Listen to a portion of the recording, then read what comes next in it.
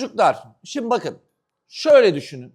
Bir insanı sevdiğimizde ya da ona sevgiyle, iyilikle yaklaştığımızda bize nasıl karşılık verir? O da sevgi ve iyilikle karşılık verir değil mi çocuklar?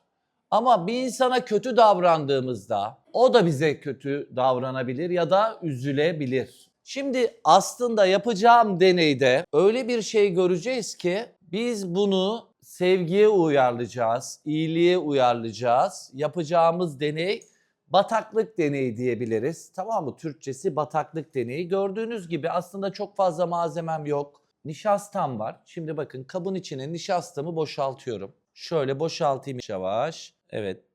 Nişastamı boşalttım. Şimdi ben bu nişastanın üzerine gene bir bardak suyu boşaltacağım. Ve bunu evet gördüğünüz gibi önce biraz yoğurayım bakayım. Suyla karıştırayım. Evet pizza yapıyormuşum gibi. Şimdi çocuklar bak izleyin şimdi. Bakın bir insana sevgiyle yaklaştığımızda ne yapıyordu o da bize böyle sevgisini veriyordu değil mi?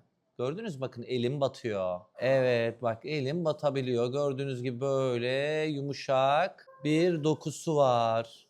Gördüğünüz gibi evet. Ama eğer birine biz de öfkeyle ya da sert yaklaşırsak bakın elimiz batmıyor. Ama yumuşak yaklaşırsak evet bak gördünüz mü? Biz sert yaklaşırsak gitmiyor. Ama yumuşak yaklaşırsa gördüğünüz gibi evet ikna edebiliriz. Bakın gördünüz mü? Bataklıklar da böyledir çocuklar. Gördüğünüz gibi böyle battığımızda evet slime'a da benzetebiliriz doğru. Sağlıklı hatta böyle oynayıp bu deneyi sizler de evde uygulayabilirsiniz.